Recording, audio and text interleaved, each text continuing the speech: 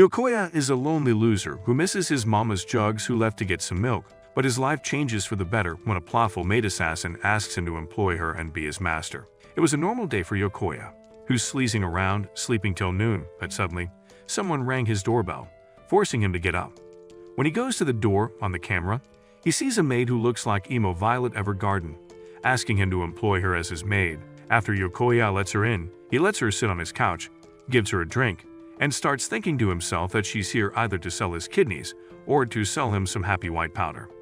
He asks her about her previous experiences as a maid, but instead, she tells him that she worked as an assassin before who targeted people who rebelled against her master, the same master that sent her here. Yokoya thinks she's joking, but after realizing she's not, Yokoya gets nervous. He asks about her boss and his relation to his family, and she starts explaining how her boss once owned a goldfish who had a baby that turned into a dog who looked for Nemo, and that guy was the friend of Yokoya's mom. Yokoya slaps her hand out of frustration, but quickly realizes he's screwed up, potentially pissing her off, so he changes the subject and asks her about her specialty method in assassinating people. Then, they go outside and she pulls out her knives, does a backflip, eats the knives accurately at the tree, and shows her specialty, which is knife throwing. She proudly smiles and explains that knife throwing is just one out of many of her abilities as an assassin. But despite having seen her amazing abilities, Yokoya tells her that he can't employ the female John Wick as his servant. While it does upset her, she understands his decision, apologizes for taking his valuable time and leaves. As she walks through the door, Yokoya falls to his knees in disbelief at what just happened. But when he looks down, he finds something. Meanwhile, the maid is walking by herself without a purpose, thinking to herself what she needs to do next. She looks back, expecting Yokoya to chase her, but gets disappointed to see no one there. However, just as she's crossing the train track, Yokoya screams out for her, with the bell in his hand, stating that she left it behind. When the maid turns around, Truck-kun is about to send Yokoya to an isekai, but she goes flying raging and saves Yokoya from his death. Unlike before, the maid looks adorable with blushes on her cheeks and Yokoya thanks her for saving him. She apologizes for saving him, stating she never saved people before and that her heart is beating fast. Yokoya hands her the bell, and she thanks him for giving it back before she leaves again. However, as she's walking away, Yokoya changes his mind and tells her that he needs her help with cleaning. Back home, Yokoya is in shock seeing all the knives she has as she's unpacking her stuff. While the maid is blabbing about how her knives could have stopped the rumbling, Yokoya stops her and tells her he needs her to clean his trash, not cleaning the streets from the 304s with daddy issues. However, she only has cleaning corpses in her mind, and Yokoya tries his best to explain that it's a different kind of cleaning and that he needs a housekeeper. She asks him if he will really hire her as long as she does his chores, and he agrees. Later, Yokoya comes back to a mess with her wet, holding a broken mop and a bucket on her head. She starts apologizing profusely and suddenly slips from the wet floor, but quickly maneuvers herself to land like Spider-Man while still having the bucket smack her head. After what he has seen, Yokoya asks her if she's actually clumsy, and she apologizes for her mistakes, while feeling ashamed of herself. Yokoya takes the bucket off her head, gives her a towel, and tells her that she can start learning from now on, with him helping alongside her. He asks her to continue, and she cutely nods. Hours later, the place is squeaky clean, and Yokoya praises her for her hard work, making her happy. Then, Yokoya sees the time, realizes it's time for dinner, and asks her if she can cook. She looks down like a poor dog, and Yokoya assures her that it's okay as he will be doing the cooking while she takes a bath. In the bathtub, the maid thinks about Yokoya while blushing, getting herself wet from the water inside out.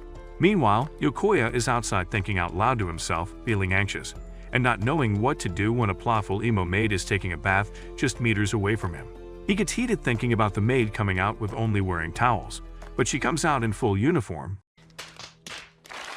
disappointing Yokoya. Then, they start dinner, and while Yokoya warns her, the maid feels confident and starts chopping the cabbages like they're human bodies. Yokoya pulls out some ramen and fried pork, and it confuses her on what fried pork is. She explains that she might eaten them before, but she has never been much of a foodie to care much about what she eats. The maid states that eating is only to sustain life, and flavors are not important. But Yokoya assures her that one bite of the fried pork will make her cream and release happy noises like she's in Food Wars. Yokoya feels confident in these discounts fried pork and splits it into 2 portions for himself and the maid. But he realizes that he doesn't know her name. The maid tells Yokoya that she doesn't have a name and that her master usually gives her a name. At first, he wants to name her Big Steve 9000, but chooses to give her a name later after getting some inspiration. Then they start eating, and after her first bite of the fried pork, she still thinks that she can't tell what tasty is like, triggering her memory of a dark past. But this time, she feels warm inside and tells Yokoya that his meat tastes delicious. She tells Yokoya that both the food and him as a person feel warm to her, but he doesn't hear what she says and tells her that he has prepared a room for her to stay. Yokoya tells her that he prepared the room beautifully just for her, and after hearing this, she remembers an ever darker past of her bathing in blood. But unlike those times, she wants her new master to treat her with care.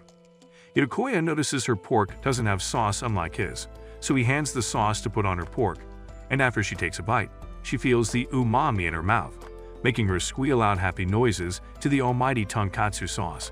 Later at night, Yokoya wakes up crying at night after he had a bad dream, but then his stomach starts growling. He walks down to eat something, but suddenly a voice comes out from his kitchen. He gets scared thinking that the maid is plotting something, and when he looks inside, he sees the maid snacking on the tonkatsu sauce. They both freeze awkwardly before she tries to apologize for being a new sauce addict, but Yokoya tells her it's okay and asks if she's also hungry. Then, Yokoya whacks out a saucy hot pot, and they start eating, which she is really enjoying. The maid asks Yokoya if he is having nightmares, and after he answers, she reveals that she heard someone sleep-talking in his room. She thinks that an assassin entered his room, so she enters with knives in her hands, but instead of an enemy, she sees Yokoya sleeping with tears in his eyes. Yokoya feels embarrassed, and she states that he was calling out for his mom in his sleep, which embarrasses him even more. She tries to cheer her up, stating that she also had a dream where the sauce talked to her, saying that she can lick the sauce all she wants as he will stuff her up. But before she starts licking, she wakes up from her sleep. However, she states that it's the first time she dreamt about something apart from assassination, and that it's the first time she wanted to continue a dream, unlike her other dreams. She feels upset that Yokoya has a nightmare on the same day, and that she can't comfort him. Yokoya confesses that he has this dream of her mom leaving him for a new daddy, and that he will start crying if he wakes up not lying on his mother's lap. After hearing this, the maid offers him her lap to lie on, and when Yokoya rejects her offer, she gets sad, thinking that she can never comfort people, only murdering them. Suddenly, Yokoya lies down, breaking her darkness, and they both feel warm with each other. Yokoya looks at her face, realizes she's looking back at him, and he sleeps right on her warm and plumpy lap. In her mind, she wonders why her heart was beating so fast when she saved Yokoya, unlike the times when she sent people to their deaths. So she wants to understand why her body moved fast to save him. The next morning, she plays Fruit Ninja on the trash before putting them in the bag. And when Yokoya asks why she does that, she explains that it saves space, which impresses Yokoya.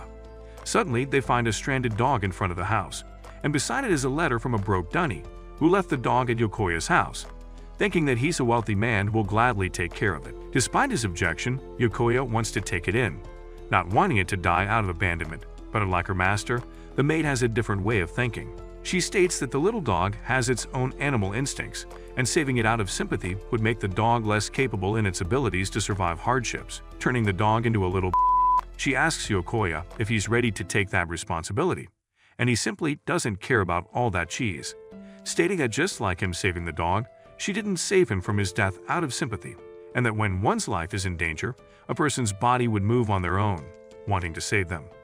It touches the maid's feelings hearing what Yokoya said, and he tells her that just like the dog, he knows what it feels like to be abandoned. Then he takes the dog inside and quickly gets attached to it. But unlike him, the maid keeps her distance from the dog like it's a plague. Yokoya tries offering the maid to touch the little bugger, but she slides away from it, and after seeing her reaction, Yokoya realizes that she is scared of dogs. She starts fidgeting out of shame, which Yokoya thinks looks cute, but she informs him that she would forcefully touch it if her master orders her to, which Yokoya tells her he won't.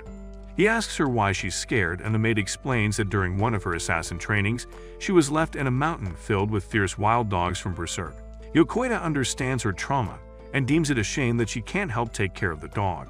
But after hearing her master call it a shame, the maid feels disappointed in herself. With full chest and jugs, the maid asks to hold the dog, but in her first attempt, she holds the puppy like holding an active nuke, causing her to shiver her milkers. After Yokoya asks which part of the dog scares her, she points out the claw, the teeth, and the devilish eyes, But Yokoya says that unlike her, he sees it like it's a mochi, which to her is an alien concept. Suddenly, the dog gobbles on her finger, causing her to start tweaking, almost yeeting the little turning it into a hot dog. After calming down, the dog nibbles on Yokoya. And seeing this phenomenon, Yokoya checks its teeth and realizes that it's teething, so they take it to the animal hospital. While Yokoya takes the pup for a checkup, the maid goes shopping for some dog supplies, impressing Yokoya and the dog with how caring she can be. They take the dog on a walk, and after everything she went through, the maid tells Yokoya that she has never met a stud as gentle as him. She tells him that unlike him, her previous masters were cold and only cared about her finishing the job, not tolerating any failures, unlike Yokoya, who treats her gently, despite her plenty of failures. She asks him to let her stay in this world of his, a world different from hers where everything is cold and survival is the name of the game through assassinating people and finishing a job. The maid wants to be like the dog who meets him in a world of warmth and eventually becomes someone that Yokoya wishes for. After everything she says, Yokoya tells her that what she wants is to stop being an assassin and start becoming a normal girl, something that she never thought about before. To send people to their deaths was the only thing that she knew in her entire life, but now, with her new master, she feels hopeful that she can learn more about him and this wonderful new world. Yokoya confesses that while at first he was scared of her, but now he sees her as nothing but a good kid. Hearing herself getting called a good kid reminds the maid of her past, and because of this, she asks him to help her become a normal girl. Despite Yokoya not knowing much about tampons and pads, he tells her that she should start learning to feel normal when she makes mistakes, and not be pressured too much by it. The next morning, the dog wakes up to the sound of her learning how to cut cabbage, and she wants to learn how to make okonomiyaki so she can pair it with some sauce that she loves. Suddenly, the dog instant transmissions to her leg, causing her to freak out, not believing that a normal dog can sneak up behind her, an assassin. The dog's stomach growls, and realizing that it's hungry, she feeds it dog food. While the dog is busy going to town on the food, she tries to touch it, only to stop when Yokoya appears. He starts caressing the little fluff, and after touching its fat belly, Yokoya decides to name the dog Mochi.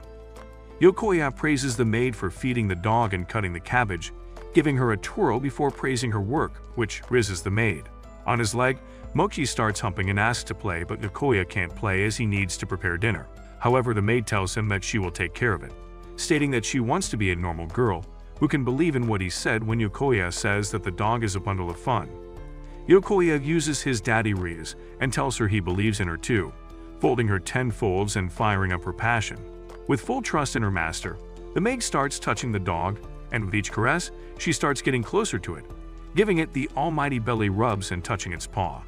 Now she understands that, just like Yokoya, who's scared of her at first, she grows to trust the little doggy, just like how Yokoya grows to trust her. At dinner, she starts creaming after eating the saucy okonomiyaki, and when Yokoya offers her a second portion, she tries denying it while her body language shows that she's excited for his saucy and creamy dish.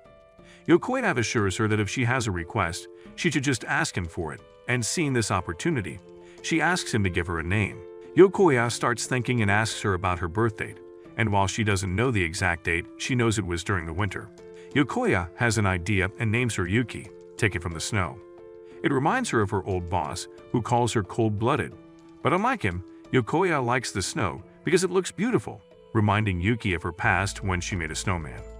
Yokoya yaps some Rizful theory that snow is also warm when it covers a field, protecting the seeds from the cold and for them to eventually bloom into beautiful flowers with the help of the snow's protection.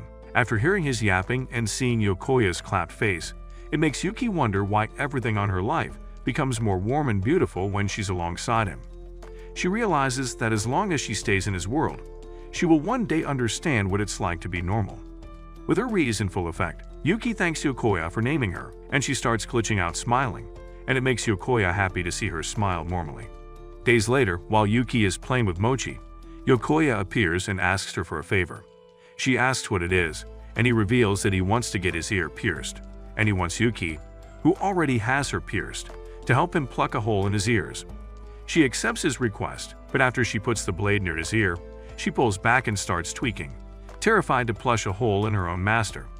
Suddenly the bell rings, and when Yuki opens the door, she finds a girl looking for her brother, who is confused at the sight of Yuki, and Yuki realizes that this is Yokoya's little sister, Riko. After she gets inside, Riko can't believe that her wimpy loser of a dumb brother manages to get his hands on a plotful maid like Yuki, and asks him why he never told her about this in their regular family meetups. He tries explaining that their mother would probably freak out, and their dad has given him the okay in hiring a maid, despite not knowing how plotful she is, but Rico still doesn't take his excuse for lying to her. Yuki asks them why they live separately, but instead of answering, Rico starts screaming, which confuses Yuki on why this girl is so freaky. Rico tells Yuki that she's so beautiful, and Okoye explains that Rico loves beautiful people while hating ugly dudes like you viewers, hence why he doesn't want to tell her about this. Rico starts pouting while abusing her brother, but after calming down, she finds out that Yuki was named by her master Yokoya, which confuses Rico. Just then, Yuki starts yapping about how she was once a nameless assassin before Yokoya gave her a name, and this causes Rico to malfunction. However, she quickly changes her opinion into thinking it's awesome, and asks her to sign her notebook, which Yuki gladly signs, but after Yuki finishes signing her signature, it looks like deranged worms. Yuki defends herself, saying that she can speak 12 languages as she traveled a lot as an assassin, but she has never studied calligraphy, and Rico has an idea. She wants Yuki to be her summer research project, and while Yokoya objects, Rico rizzes Yuki, saying that she is the one she needs. She asks Yuki to show her assassin side, and despite her brother's reasoning, she assures him that she will reverse the story and make a maid who looks like an assassin instead. Then they go to the backyard, put an apple on top of Rico's head, and Yuki yeets a blade perfectly at the apple, almost giving Yokoya a stroke. Rico asks Yuki how many knives she has and where she puts them, and Yuki answers she has 5. However, as she's about to show the knife under her plumps, Yokoya stops her, enraging us viewers who want to see the heavenly snoo-snoo. Later, while Rico is asking Yuki more of her nonsensical questions, her stomach growls, signaling that she needs food, but she asks Yuki if she has a special dish, and Yuki says that she does. So she starts chopping up some cabbages, impressing Rico with her skills, and just serves them on a plate with nothing else, which Rico praises by saying that Poppy would love it. However, they go to a McDonald's for a bite, and there they see a poster for a fireworks festival. Yokoya tells Yuki that the festival sells saucy senpai, and she starts screaming and drooling at what he says, so they decide to go to the festival. After they arrive, Rico pulls Yuki to a shooting game booth, and while Rico is trash at it, Yuki pulls up the gun like she owns the place, but also misses. And she confesses that she's too good at shooting.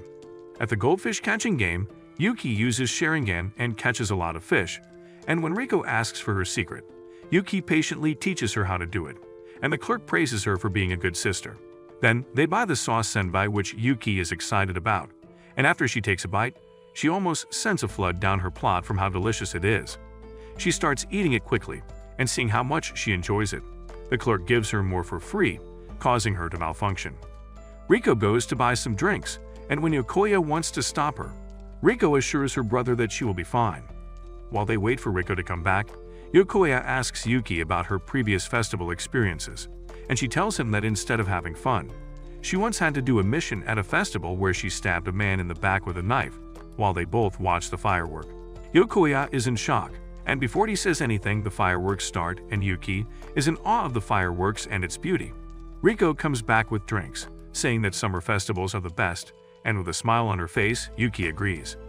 Yokoya folds seeing her, and accidentally busts his drinks.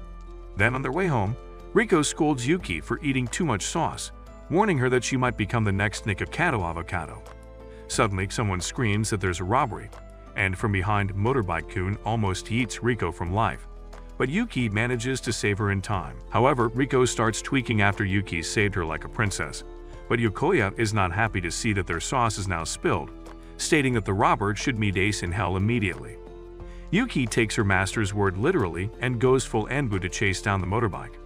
Being excited, Rico wants to follow her so she can see the robber's brain getting yeeted from his head. They follow Yuki, who's running on rooftops like Spider-Man, slowly leaving them behind, but Rico finds a shortcut, and they take it. After finding the robber, Yuki majestically throws her knives at him, hitting his tires, but as she approaches the robber with malicious intent, Yokoya screams out for her to stop. However, Yuki just flicks his helmet as punishment and says that she's hungry again, and Yokoya gladly says they should buy more sauce senpai. As they leave the robber traumatized, and he now wants to go to jail at his own will. After they buy the food, they go home and Riko is excited to show her class her summer project, which puzzles Yuki about what school is.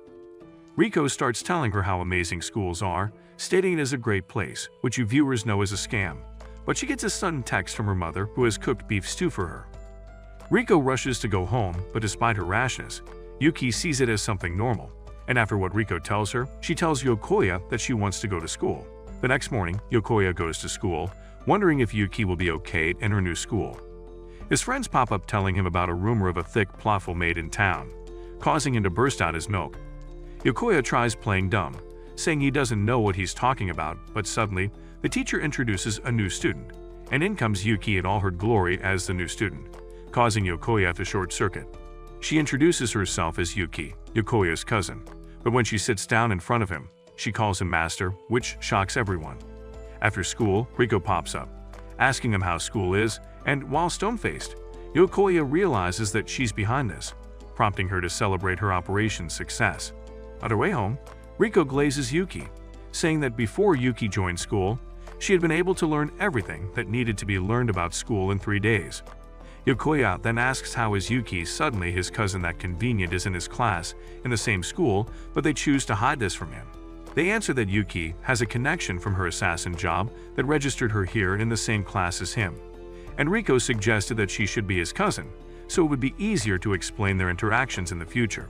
However, it was Riko's idea that they keep it a secret so she could see Yokoya's reaction afterward. Yokoya smacks her head, but after seeing this, Yuki gets distressed, asking if she's at fault.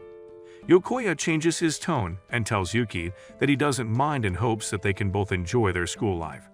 The next day, students rush out of class wanting to eat some katsuta bread, and it interests Yuki. Yokoya asks her what she wants for lunch, and she answers katsuta bread. He explains that katsuta bread is more rare than the one piece, and she needs to be quick during lunch hour to get them. He draws her a picture, showing that their classroom is the farthest from the cafeteria. And while Yokoya feels pessimistic, Yuki feels fired up and tells him that if Escobar can get the bread, then she can get it too. With full conviction, she jumps out of the window and goes to the roof, and despite Yokoya's attempt to stop her, she runs on the railing like a ninja.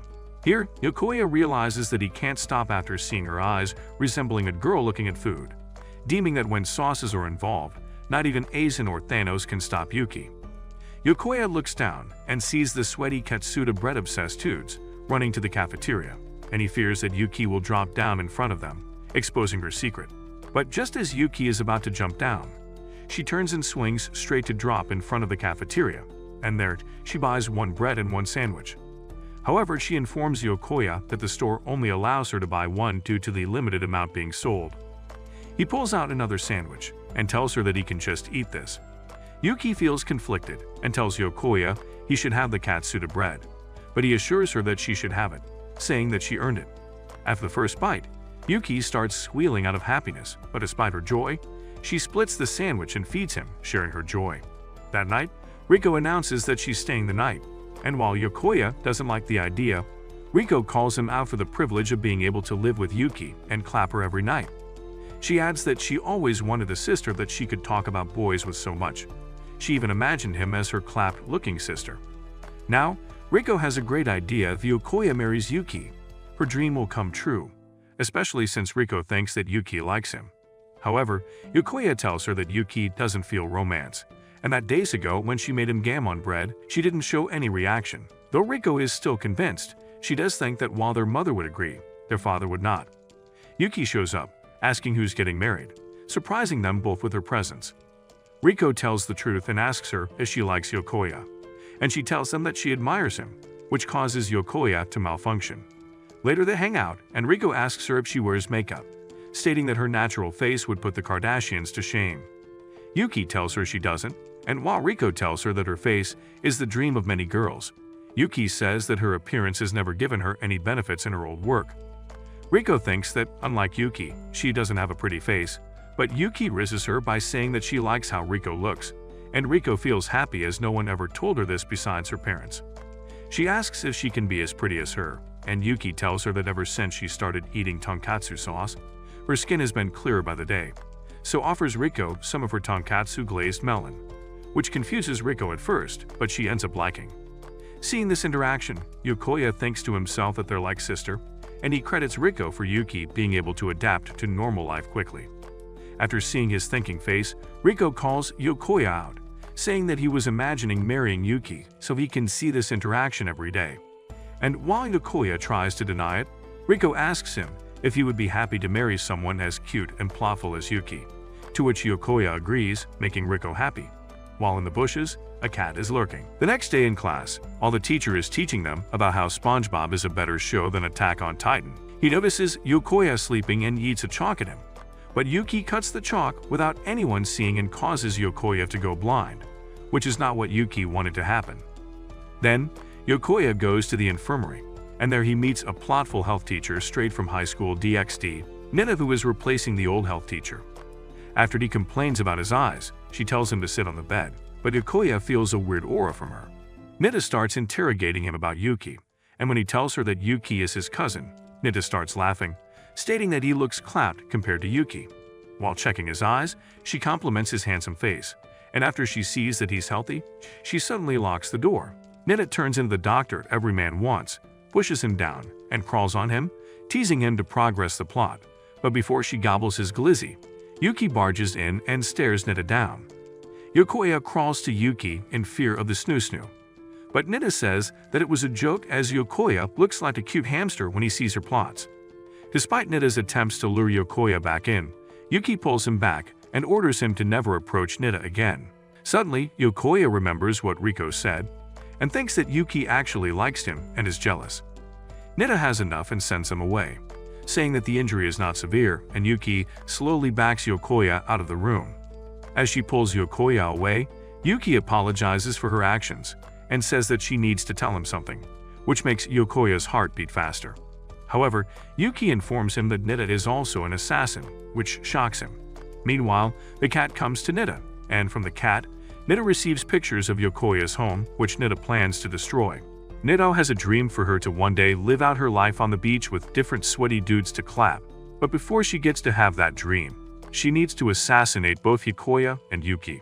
Meanwhile, Yokoya struggles to sleep as Yuki refuses to leave his side out of fear that Nita, who they still don't know anything about, might jump in and assassinate Yokoya and his precious pickle. Yokoya tells her that he can't sleep like this, so Yuki suggests an idea and lays next to him, telling him that her thighs can help him sleep by squeezing him dry, which is what every man dreams of. Yokoya tells Yuki that he is worried about her, and while she gets shy after hearing that, she tells him that she can defend herself easily in her sleep using a pencil like John Wick. Yuki has a theory that Nita is someone who holds a grudge from her past, but she assures Yokoya while giving him the almighty hand-holding that she will protect him, the person who shows her what warmth feels like. Yokoya feels hot after all the hand-holding they did and wants to open the window, but Yuki stops him and opens it herself, saying that he could have gotten 360 no-scope through the window if he's not careful. Suddenly, she smells some delicious katsuta sauce and realizes it's a trap, but before she gets to do anything, Nita is already inside, taking Yokoya hostage. Nita then calls Yuki by her real name, Shue, the white wolf of the dragon's 9 offsprings, and expresses her disappointment in Yuki for being easily tricked. Yuki pulls out her knife, but Nita threatens her that if she tries something dumb, Nita will play ping-pong with Yokoya's eyeball. Suddenly, Yuki starts yapping in Mandarin and threatens Nita by saying that she will feed her and her whole family to the dogs if she touches Yokoya, and this causes Nita to feel fear. She tells Yuki that she will wait for her at school for their duel to the death while Yokoya will be taken hostage. After they leave, Yuki remembers what her old master told her, that all she is the female John Wick without a happy ending, and Yuki pulls out her knife, determined to accept who she is, and saves Yokoya. Yuki plans to save Yokoya at all costs and leave the country afterward, continuing her life as an assassin if it means that Yokoya is safe. However, her heart tells her otherwise, as what she really wants is to continue the warm life Yokoya has been providing for her. Meanwhile, at school, Nita ties up Yokoya like he's in 50 Shades of Grey, but after seeing his calm reaction, she asks Yokoya if he's not scared and hates Yuki for dragging him into her mess. Yokoya confesses that while he is scared, he also believes in Yuki, who promised that she will protect him. Yokoya asks Nita about Shue, the person she has been talking about, and it surprises Nita that he doesn't know anything about Yuki despite having lived with her. Nida informs him that Shue is a monster who is considered to be special in her field, and coming from the dragon's 9 offspring, dubbed as the White Wolf, she is Ya from Spy Family on steroids. Nida adds that the dragon's 9 offspring is a group of elite assassins who have been involved throughout history, from JFK to Franz Ferdinand. Still, if Nida can clap Shue's life, it will also skyrocket her reputation, which is what she's aiming for. Yokoya doesn't believe what Nida is saying, stating that the Yuki that he knows is a precious girl with big jugs who often gets lost in the sauce and squeals whenever she's happy. Nida reveals that she also can't believe what the almighty Shue has become under Yokoya's supervision, stating that when they talked about marriage, it pisses off Nida so much that she wanted to yeet a nuke to their house. However, Nida also thinks that Yokoya is not normal for being extremely calm in this situation, stating that there's something special about him that he's able to melt Yuki's dark and cold heart. Nida believes that the more someone wants to protect, the weaker they become, so with Yokoya involved, she believes that she can finally send Yuki to meet Ace in hell. Then, Yuki shows up, looking for smoke, and when Nida shoots at her, she chops the bullets like they're nothing. However, Nida has prepared a landmine under Yuki and shoots it to blow it up, believing that she has won. Just then, Yuki pops up in front of her, almost taking Nida's head off, but Nida manages to avoid it. After seeing Yokoya, Yuki calms him down and promises that she will save him. This annoys Nida as she realizes that Yuki is not taking her seriously, and starts yapping about Yuki's past and how if exposed, it will force Yuki to move out from Yokoya's peaceful home. Yuki tells this Walmart Catwoman wannabe to shut her dirty mouth as all Yuki is worried about is that Yokoya has school tomorrow, and he needs to sleep before the morning. Nida gets pissed and asks Yuki if she can't talk about anything else aside from Yokoya. And to put insult to injury, Yuki starts talking about Riko, Machi, and her favorite sauces. Nida has enough and reveals her secret weapons, which all of them aim at Yokoya, threatening him that if he struggles, the guns will shoot his limbs off and make him nothing but a torso. Having enough, Yuki rushes at Nida, which scares her at first, but then, she activates her guns to shoot Yokoya. However, using the force, Yuki throws his knife to the sky, pulls out her smaller blades, and eats them at Yokoya to block the bullets. As Yuki gets closer, Nida tries to use her other plans, but Yuki's knife stabs her phone and destroys her plans. As Yuki approaches, Nida starts remembering who Shue really is, and when Yuki tells her to give up, she points a gun at Yokoya, only for Yuki to stop her and kick her down. Nida starts yapping, telling Yuki that she will always be Shue, the great assassin who claps people's lives and cuts their limbs, and tells Yuki that it's impossible for assassins like them to live a normal life as other assassins will come for her. Yuki agrees with her statement, saying that her old self has nothing else in her life but assassinating people, but she tells Nida that she won't take anyone's life anymore nor let other people die because of her. Yuki believes that for her future, she will fight for what she believes in to gain the normal life she always wanted. Nida can't believe what she's hearing, seeing the great white wolf Shue letting her prey go, and prefers to save Yokoya instead. Nida realizes that Yuki is not a perfect assassin, but simply a girl who is willing to do anything for what she truly cares about. Nida smiles and starts laughing, knowing that she never had a chance against Yuki in the first place. On their way home, Yuki apologizes to Yokoya for getting him involved, and tells him that she's willing to disappear just for his sake if he wants. Instead of answering, Yokoya takes her hand, and using his riz, he asks her to teach him self-defense techniques so he can help her, which makes Yuki happily blush to know that he still wants her to be with him. Days later, Yuki plays volleyball at school like she's from Haikyuu. And while the boys ogle over her, they can't believe that a loser like Yokoya is related to her. Yokoya is still haunted by the previous incident with the plotful doctor, Nida, who informed him about the real Yuki, who is part of the dragon's 9 offsprings. Since then, Yokoya has become even more curious while Yuki is still trying to live normally. Suddenly, Yuki smiles at him, causing all the boys to get jealous, but suddenly a ball is yeeted at him, and Yokoya is saved by Nida, whose real name is Grace, causing the boys to get even more jealous of this lucky loser. It turns out that Grace is now pretending to be a new teacher, and while it confuses you viewers on why things turn out this way, Yokoya takes us to weeks before Grace first presented herself as her new identity, a PE teacher who is also Yokoya's cousin. She explains that what Yokoya sees is Grace in her true form, an assassin who specializes in intelligence, unlike Yuki, who specializes in knives. Yuki demands Grace to explain herself, and she tells her that she no longer wants to murder them, as what she is really interested in is seeing the legendary assassin Sue becoming a slave to a limp-willy loser like Yokoya.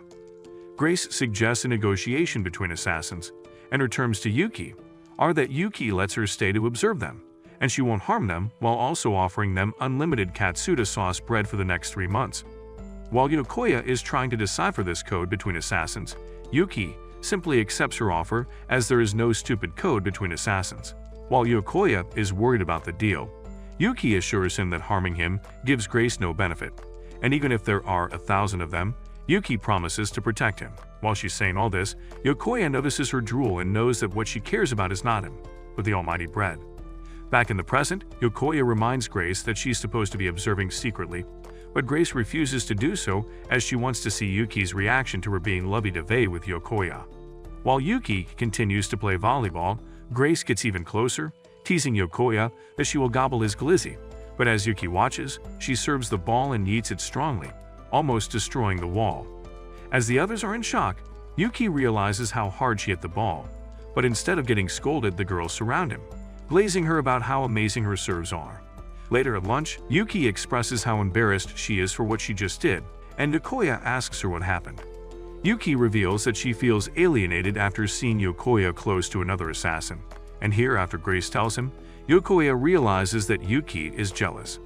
He assures her that her feelings are normal, and she feels happy. On weekend, every morning, Yuki first changes into her maid outfit and goes to do laundry, but today, after seeing how sift the towels she just washed, she feels extremely happy. Like a proud parent, Yokoya feels happy for her after seeing Yuki struggle for a whole month doing laundry where she fails again and again. Now, with Yuki successfully doing the laundry, she feels that she starts the day brilliantly. She then continues doing her chores, and when it gets to dinner, Yokoya informs her that they only have a cabbage. She imagines the cabbage chopped and served alongside katsu sauce, but Yokoya has a better idea. He goes and buys pork cutlets from his usual vendor, who is happy with his patronage, but beside him is an overly excited Yuki, who almost creams to the amount of katsuta sauce she sees. Yuki asks Yokoya if he ever felt like what she's feeling, and he tells her that he felt that way when he used to visit the Hero Theater. There, he was infatuated watching the Walmart Kamen Rider perform, and after hearing him tell this story, Yuki can somewhat relate. Yuki then watches in awe of the old dude cutting his cutlet, telling Yokoya how much of a pro this old man is, and wondering if this old man is John Wick in disguise with his cutting skills. The grandma informs them that she and her husband are the ones who created the katsuta sauce, and after hearing this, Yuki sees them as gods. Yuki thanks them, as because of them, Yuki, who never experienced and enjoyed food before, is now able to enjoy food at the highest level thanks to their sauce. With a smile on her face, she wholeheartedly thanks them for providing her happiness. The grandma tells Yuki that the reason why she's able to enjoy the sauce is because she feels the warmth of happiness. And after hearing this, all Yuki can think about is Yokoya's warmth, and she agrees with the grandma's sentiment. Suddenly, the grandpa pops up behind Yuki and cleans off the dust on her shoulder, and it surprises Yuki how this old prune is able to sneak behind her. But instead of feeling fear, she is now convinced that John Wick is now a pork cutlet-selling old man. The grandma then offers them to taste her new sauce recipe, and like a cat with fish, Yuki is excited to have a taste. She eats a spoonful and completely creams all the way to cloud 9. Later that night, after they finish dinner, Yokoya is conflicted, as while he still wants to know about the dragon's 9 offsprings, he also feels that he shouldn't after seeing how happy Yuki is in her new life. Yokoya realizes that only Yuki can tell him about her past, and while he does want to ask her, he knows that it will hurt her with the same pain that hurts him. He falls asleep and dreams about his mother who left him, and despite him wanting to hug her for the last time, she never hugged him back. Yokoya wakes up in tears, hugging Yuki, and while she explains that she caught him in his sleep, Yokoya slips to her puddings and quickly apologizes. Knowing that Yokoya dreams about his mommy's milky jugs, Yuki offers him to lie on her lap again, but suddenly, Yokoya's phone drops, and when Yuki picks it up, she sees that Yokoya is curious about her past. Yuki confesses that she herself doesn't know what the dragon's 9 offsprings is, as when she was an assassin, all she did was follow her master's order and not join the organization. Despite meeting some members, Yuki doesn't know their names, as all she cares about is her mission and disappointing her master. Because of her past, she still struggles to get used to this beautiful and calming life, thinking that she's living in a warm dream. But every time she sees Yokoya, she remembers that what she wants is to be a normal girl. Yokoya tells her that he feels the same, as after what happened with Nita, he also wants to know more about her and help her reach her goal. Yuki smiles warmly at him, and Yokoya starts blushing. But after hearing that Yokoya wants to know her more, Yuki agrees to reveal more about herself. She tells him the reason why she likes having him lie on her lap is because the first time they did it, she felt that for the first time, she was truly helping someone. So she tells him that whenever he has nightmares, her lap is always open for him. To even out her gesture, Yokoya then reveals that the dream he had was not a nightmare, but instead, it was a hopeful dream as he saw Yuki taking over the warmth that he was missing from his mother. Comment: John Wick is an old prune if you want a part 7. And if you like anime recaps like this, then watch this video right here.